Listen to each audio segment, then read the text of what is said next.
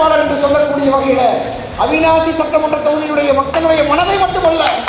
தமிழ்நாட்டில் இருக்கக்கூடிய இளைஞர்களுடைய மனதை வென்றெடுத்தவராக நம்முடைய வேட்பாளர்கள் இன்றைக்கு களத்திலே தன்னுடைய பணிகளை தொடங்கியிருக்கிறார் என்று சொன்னால் அது மிகையாகாது. அண்ணன் தளபதி அவர்கள் 200க்கும் மேற்பட்ட தொகுதிகளில் நம்முடைய கூட்டணி மாபெரும் வெற்றியை பெற்று வரும் என்று சொல்லியிருக்கிறார் என்று சொன்னால்,